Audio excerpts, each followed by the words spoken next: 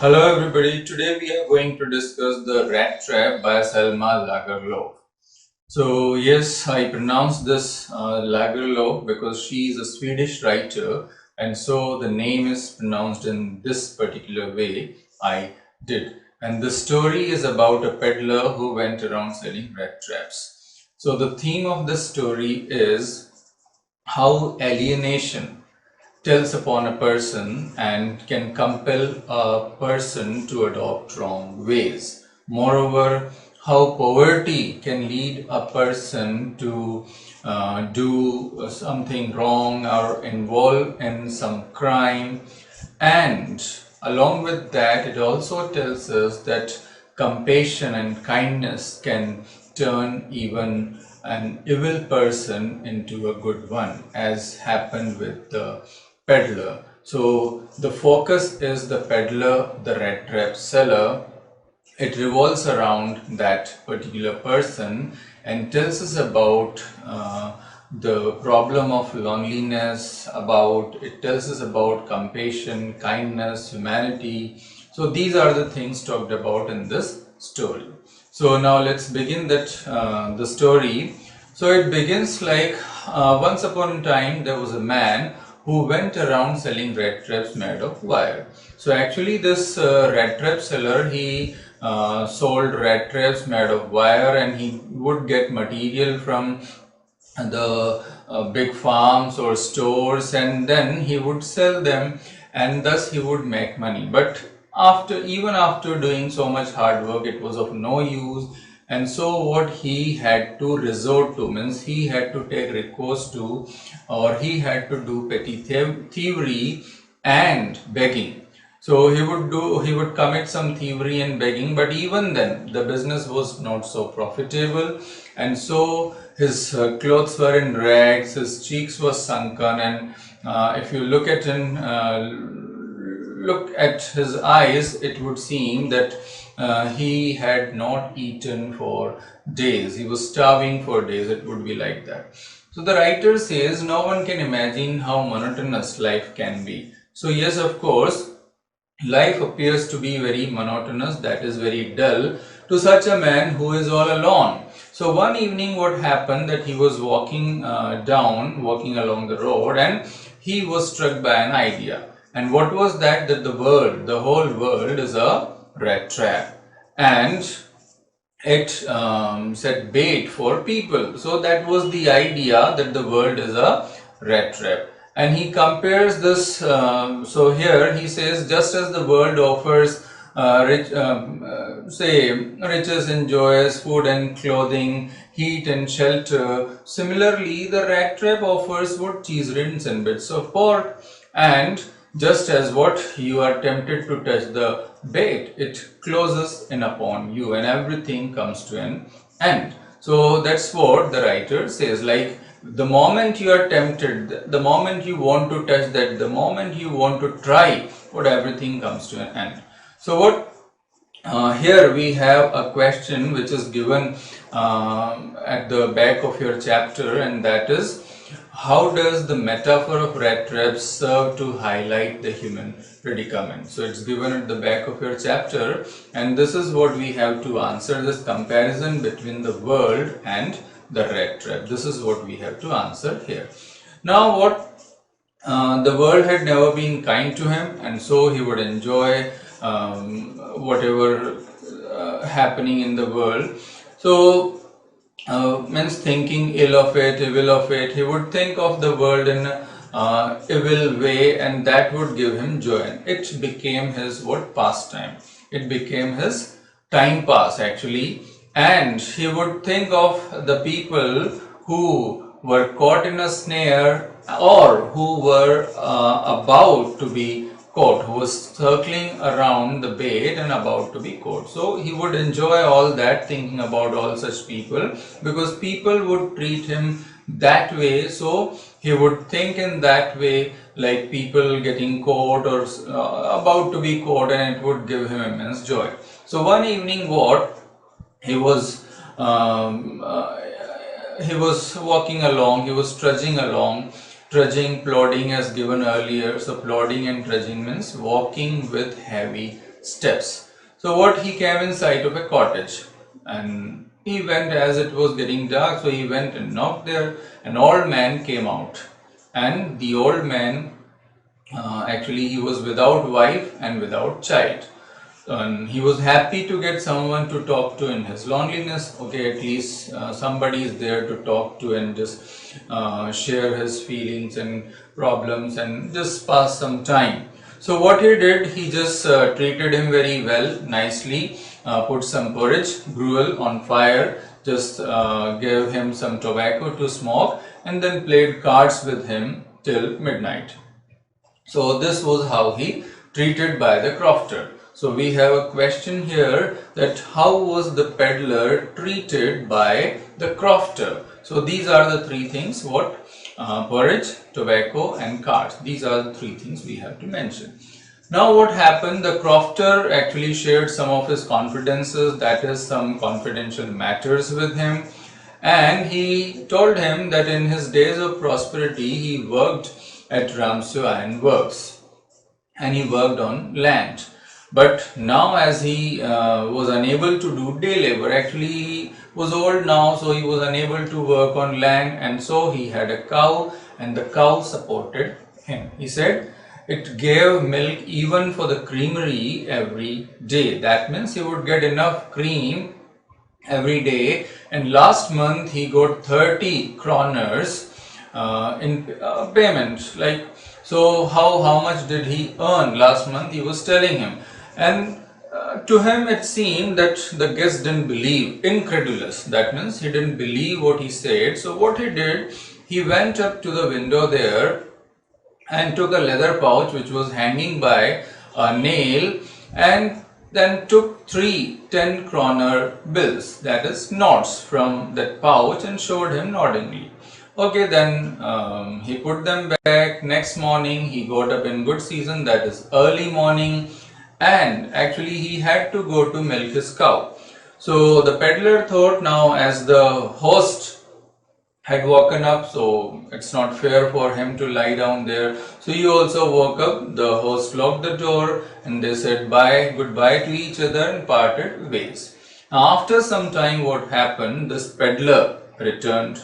Actually, he had forgotten something, not of his, actually, the crofters. So what happened? The door was locked. He went up to the window, smashed the window pane, stuck in his hand, took that leather pouch and took those 3 10-kroner notes and put them into his pocket and went his way. He was very happy. He felt quite pleased with his smartness, that how smart I am. Just in one smash got 3 kroners. He did he worked hard for the whole month, and I just in one smash got those 3 10-kroner notes. So what? He actually moved on the highway, but he was afraid he could be caught. So he dared not continue on the public highway. What he did, he turned off into the woods. Now, in the beginning, it caused him no difficulty. It was all right, but then later he realized that it was a big and confusing forest he had gotten into. Though he tried to keep himself in the straight direction, but the paths twisted back and forth so strangely. Means, though he tried to move on a straight line, but the paths were like meandering and circuitous, he was caught. And then he recalled his thoughts about the world being a rat trap. Now, his philosophy, rat trap philosophy, and he felt what? It was his turn. That now, of course, everybody's turn is there, and so it was his turn. And now what? The whole forest with its trees and fallen logs and thickets seemed to him like an impenetrable prison from which he could never escape. So it seemed like what? Impenetrable, that is inviolable, unbreakable prison from which he could not escape. Now what? Actually, it was the month of December and darkness was descending, like darkness was enveloping the whole atmosphere. It was coming down, and the way was not found. Actually, he couldn't find the way. So it increased his gloom and despair. Finally, he fell down on the ground, and then he heard a sound. And what was that sound actually? It was the sound of the hammer strokes, thumping sound of hammer strokes. He knew that, and so he understood there must be people nearby. So what he did, he just staggered, means just staggeringly moved into the direction of that sound. Now here we have the description of Ramswayan works, which you should remember, it may be asked. So what is this? The Ramswayan works, which are now closed down, was not so long ago a large plant with a smelter, a rolling mill and a forge. So smelter, which is used to melt metals, there was a rolling mill and a forge. In summers the business would be by water, and in winter it would be by road. So we have been given two names of two types of boats, barges and scows. They are actually flat bottomed boats, bottom flat and sides too like this flat. So it was that the in summer business would be by water, in winter business would be by road. Okay, so it was actually an evening before Christmas Eve. So what the master blacksmith and his assistant, they were sitting there in the forge waiting for the pig iron to be brought and put on the anvil. So you know the types of iron. Here I am pronouncing it as iron, I-R-O-N, which is generally pronounced as iron, but exactly it is iron. So just to tell you, I am pronouncing it that way, iron. So what they were waiting for, that pig iron to be brought and put on the anvil, and you know the varieties of iron. One is pig iron and the other is wrought iron. So now and then what would happen, one of them go to the furnace and would stir that fire with a long iron rod so that the fire would continue and would return all perspired and sweat, because we can imagine the heat there. And as a custom, he would wear only a long loose shirt and a pair of wooden shoes. So the reason is the heat. Now on that day there was lot of noise, lot of sound. Of course, the crackling of fire, then the fire boy, the charcoal boy, shoveling charcoal into the moat, that is the mouth of the furnace, with lot of clatter. Then there was the wind, west wind, and then the sound of the rain spattering on the brick tiled roof, and there was waterfall. So there was lot of noise all around, and it was perhaps because of all that noise that nobody knew that someone has entered the forge until that peddler stood very close to the furnace. Means he entered, came close to the furnace, only then they understood. And it was quite natural. It was quite natural. He was out in the forest, there was nobody or nowhere to go to. It was all dark, and he saw some light escaping through sooty pans, that is black with smoke. So he noticed some light, and he just came there to just warm himself and comfort himself. Now the blacksmith glanced at him casually. Okay, might be somebody, that intruder, and he looked the way he should have looked, means was kind of beggar, and he had on that beggar look perfect. So what, all ragged clothes and long beard and the bunch of red traps dangling on his chest. So that was his appearance, and he asked permission, and the master blacksmith nodded a haughty consent, proud consent, permission, as if without honoring him with a single word. That means as if he it was something very difficult to utter even a word for him. So just so overbearing attitude, so proud and arrogant attitude. He didn't speak a word, simply just nodding his head, he permitted. Okay, and he was of course not there to talk. What he did, he just went and just lay there. Now, after some time, what happened? The ironmaster, means the owner, the ironmaster came, and he was unlike those. Blacksmiths who didn't even deign. A word is given here, deign. So I'm skipping some part here in pieces because the story is quite long. So whatever is unimportant, I'm just skipping those things.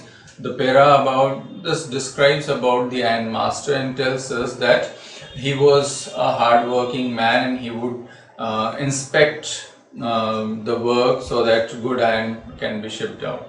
So what he went and saw, a man was lying there, a tall ragamuffin. Ragamuffin means a vagrant type person, a peddler of course. So steam was coming out of his clothes because he was lying close to the furnace. And now what happened, he took the hat because he had covered his face with the hat. So he took the hat away, and the moment he took the hat away, what did he see? That someone, his friend, means he was shocked and surprised, and he said, "Oh, Niels Olof, how do you look?" So he recognized him as Niels Olof. Now, the peddler was also shocked because he had never met the ironmaster nor even heard his name. So, and he was addressing him as Niels Olof. So he was also, of course, might be shocked and all, but then he thought, what? That had, if the ironmaster had taken him as one of his acquaintances, then he might throw a couple of kroners on him. So here we have a question that why did the peddler not undeceive the ironmaster all at once? So this is so the reason why did he not undeceive means why did he not reveal his identity? So he thought that if he is thinking of me as his old friend, then I got 30 from there, now some from here as well. So what he did, now he just controlling or trying to control the situation, he said, God knows how things have gone downhill with me. So what really the situation is worsened and all. So here the ironmaster said, you shouldn't have resigned from the regiment. Actually, this ironmaster was thinking of him as his old regimental comrade, means his old friend in army. So he said you shouldn't have resigned from the regiment. If I had been there, I wouldn't have allowed you to do so. Now, of course, he was not an army personnel or so, but okay. Now he wanted him to go along with him. He said, now you come with me. But this peddler was not at all pleased by that. So why was the peddler not pleased by ironmaster's invitation to go to his house? We have this question here. So quite naturally he was thinking of his 30 kroners. Going to the manor house. Manor house means the house of a chief person of a locality, like the mayor or so we can say.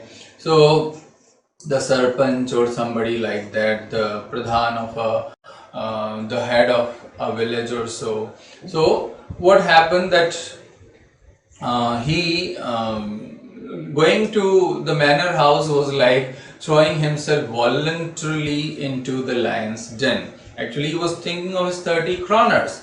So his identity could be revealed and he could be caught and his money would go and even he could be put into prison. He only wanted to be allowed to stay in the forge and then he would go away unnoticeably, inconspicuously. That's what he was thinking. Now the ironmaster thought that he might be feeling bad because of his dirty clothes. He said, don't think that I have such a fine house that you can't show yourself up there. You come with me. And he said, he told him about his wife Elizabeth and his 2 sons, and he asked him to come along, but he refused. The ironmaster said, we don't have any guests on Christmas this time, so you come with us and we'll celebrate Christmas. But he refused. So finally, he told the master blacksmith there that it seems that Captain Von Stelle prefers to stay with you tonight. So Captain Von Stelle here might be the real name of Niels Olof, and Niels Olof might be the nickname. So okay, then he turned on his heel, and while going away he laughed to himself. Now the master blacksmith understood what he had not said his last words. Now what does that mean? Here we have a question that what does he mean by this? So of course we can say that being the ironmaster's employee, the master blacksmith knew his nature very well, that if he had decided to do something, he would do that anyhow. So if he had decided to take the peddler home, he would do that willy-nilly. That means whether he wished or not. And after some time, what happened? The daughter came, and what he talked to him. Actually, he was sleeping there, and he had a very strange habit of sleeping. Now, strange habit how? He would sleep with one eye open and one eye closed. A strange kind of habit. Now, here it might be to explain or tell us that he didn't have a sound sleep. So what, she went up to him, took his hat, he was all surprised, and then she introduced herself just to cool him down. She said that my name is Edla Wilmanson, my father told me about you, and so I came here to take you home.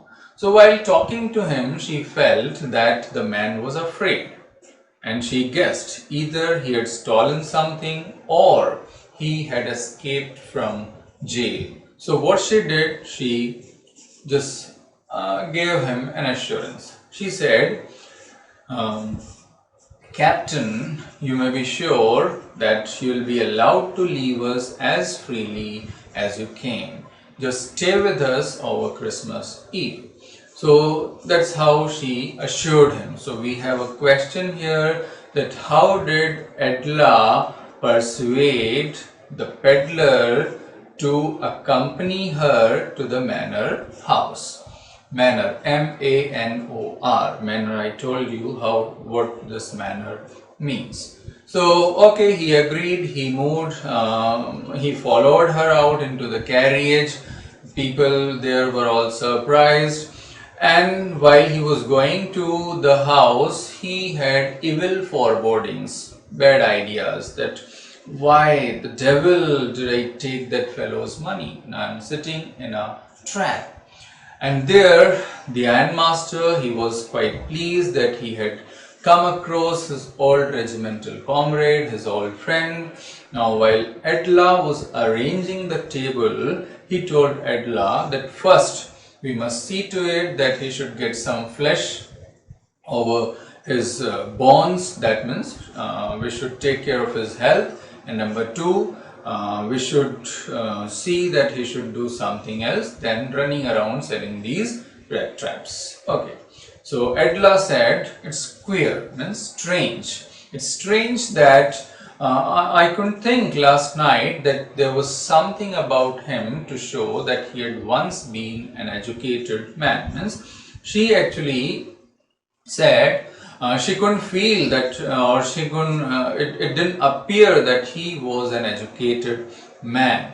So father said, like trying to give her an assurance or just convince her. Father said, have patience, my little girl. His tramp manners will go away with tramp clothes. Means he said you will see something different. As soon as he is washed and shaved by the valet, you will see something different. Valet, V-A-L-E-T. Here T is silent. It's pronounced as valet, and it means personal attendant or servant. But actually, father was just trying to convince her. But who was going to see something different? Of course, the father. Now, when they were talking, the peddler entered. Now the look had changed. He had washed and shaved and wearing a good dress of the ironmaster's. But now, when he looked good, when he was so groomed, he didn't. The ironmaster didn't like him at all, because now everything was clear. He understood that when he saw him in the uncertain reflection of the furnace, he mistook him. But now, when he stood in the broad daylight, there was no mistaking him to be his old friend. It was all very much clear. So he thundered, he roared, that what does this mean? Now, the peddler, he also didn't try to dissimulate, that means to hide. He didn't try to hide. He understood the splendor was gone.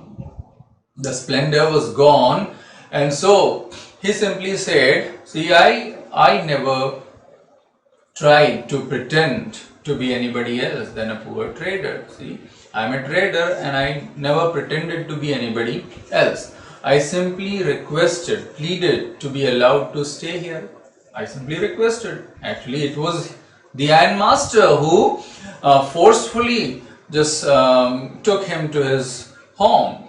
It was not the peddler. So he said, it was not I. Moreover, he said, nothing wrong has happened, nothing wrong has been done. At the most, at the worst, I can put on my rags again and go away. But the ironmaster was not pleased. He said, that was not quite honest either. Means you could have shown honesty, you could have said that I am not Niels Olof, but you didn't do that. Now he wanted to take the matter to sheriff. Now sheriff, one who maintains law and order situation. So okay, now the peddler said, when he heard of sheriff, so peddler got angry. He just moved ahead and thumped the table, and he just started his philosophy about the rat trap, that the world is a rat trap and all the things are like cheese rinds and bits of pork. So he said, if today it is my turn, tomorrow it could be yours. The ironmaster liked his saying. He said, that was not so badly said. So okay, what? Let us leave sheriff alone and you get out. But when he was moving out, the daughter came in between, and what? She closed the door. Father was shocked that what she was doing, and she too, she didn't know what to say, what to answer.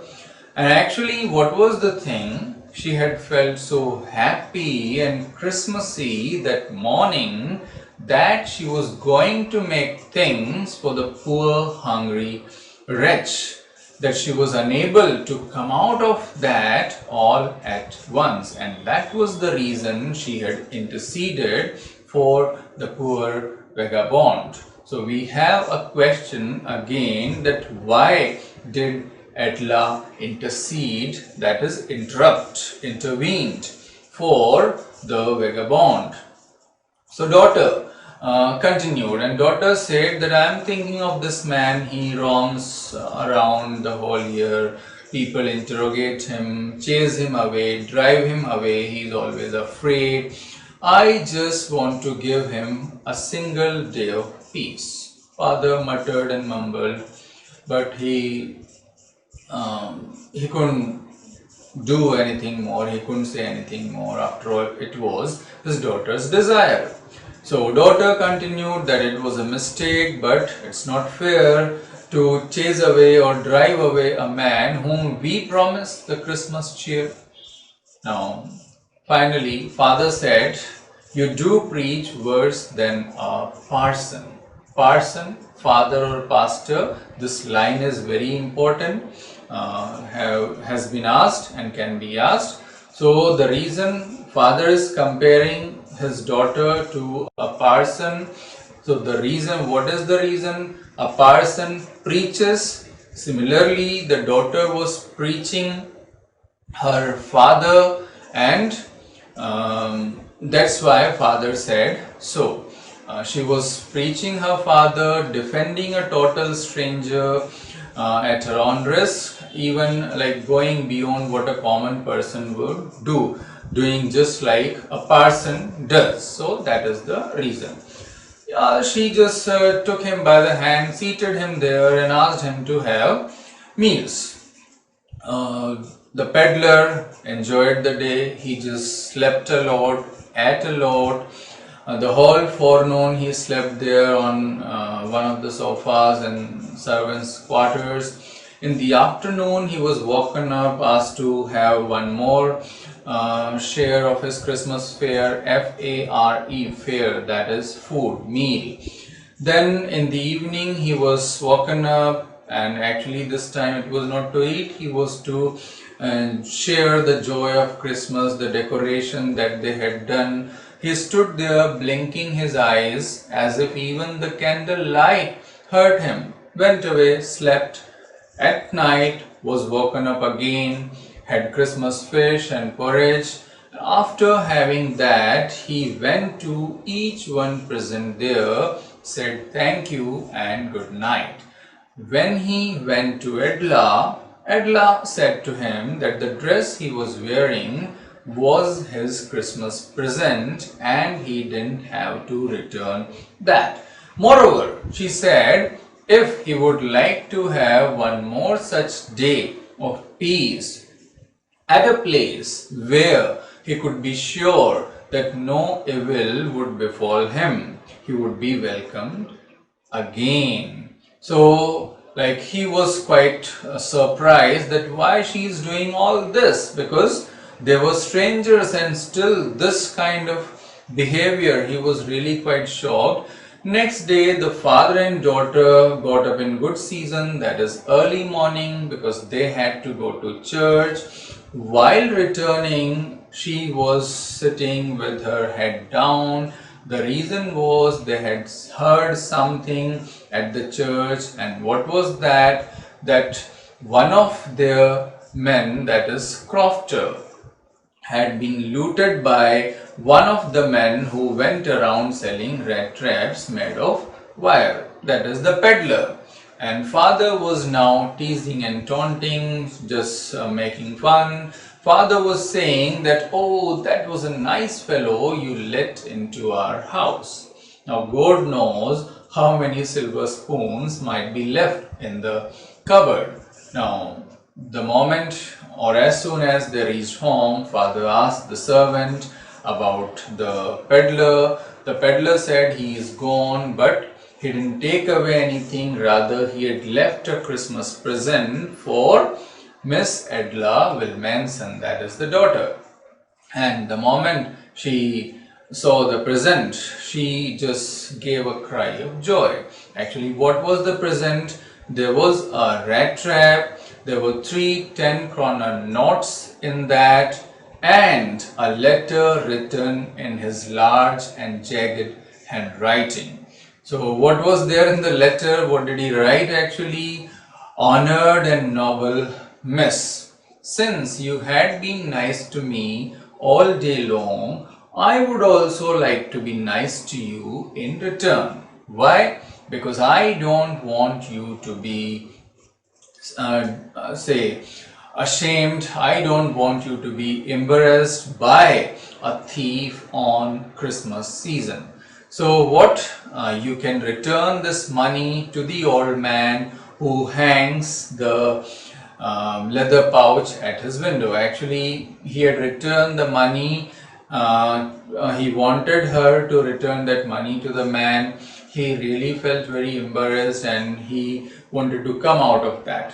And he said, this rat trap is a Christmas present from a rat, he himself, who would have been caught in the world's rat trap if he had not been raised to captain. So actually what he meant was his the treatment that he got there at the ironmaster's house had raised him to the level of captain, and because of that he could come out of the sin, the evil that he had committed. So finally he signed himself off as Captain von Stelle. He was not actually Captain von Stelle, but he